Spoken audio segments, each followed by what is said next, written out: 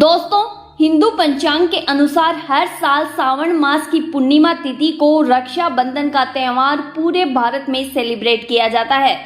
लेकिन दोस्तों, आपने कई बार सुना होगा अपने ही घर में दादी या माँ से या फिर पंडित जी से कि भद्रा काल का समय है तो ये काम नहीं होगा।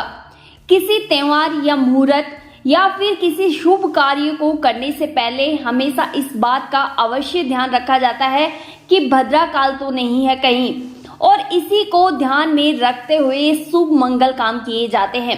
इस साल रक्षाबंधन 30 अगस्त को है, लेकिन भद्रा काल होने के कारण उस दिन राखी नहीं बांधी जा सकती। लेकिन दोस्तों, क्या कभी आपने सोचा है कि आखिर ये भद्रा काल क्या होता है, क्या है इसके पीछे की कहानी?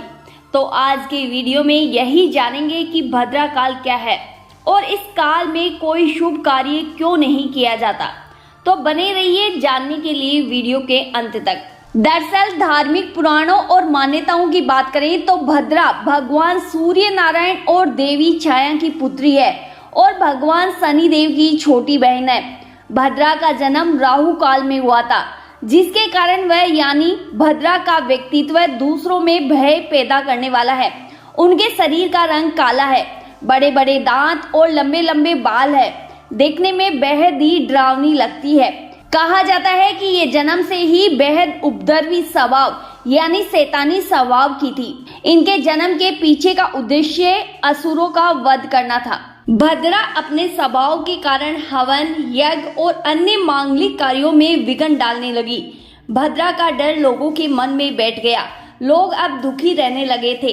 ऐसे में भद्रा के पिता भगवान सूर्य को चिंता होने लगी कि उनकी पुत्री से अब विवाह कौन करेगा। सबने विवाह से इनकार कर दिया था उनके स्वभाव को देखते हुए। तब भगवान सूर्य ब्रह्मा जी की शरण में जाते हैं और उनसे पुत्री के विवाह पर परामर्श मांगते हैं।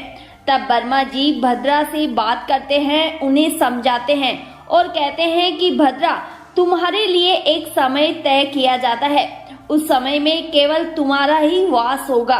तुम पाताल, स्वर्ग और पृथ्वी लोक पर वास करोगी। उस समय में यानी भद्रा काल में जब कोई भी शुभ कार्य करेगा तो तुम उसमें विघ्न डाल सकती हो।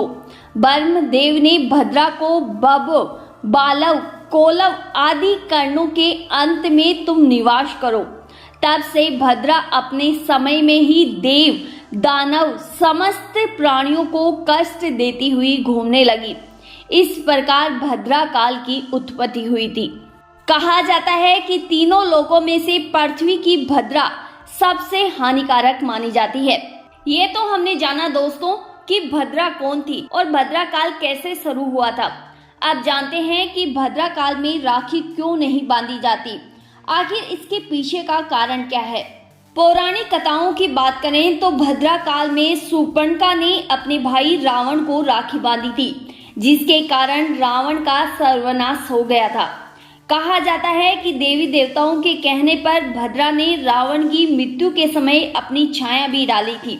इसके अलावा एक और कथा प्रचलित है कि भद्रा ने शनि देव को राखी बांधी थी, जिसके कारण शनि देव भी कई संकटों से घिर गए थे। फिर महादेव ने शनि देव की रक्षा की थी। इसी कारण भद्रा काल में राखी नहीं बांधी जाती है। दोस्तों, इससे पहले भी हमने एक वीडियो बनाया था राखी को लेकर, जिसमें हमने रक्षाबंधन की पौराणिक कथा बताई थी और साथ ही इस साल के शुभ मुहूर्त पर भी चर्चा की थी। तो आप वो भी देखना ना भूलें। उम्मीद है आपको जानकारी अच्छी लगी होगी, तो वीडियो को लाइक और चैनल को सब्सक्राइब करना ना भूलें। धन्यवाद।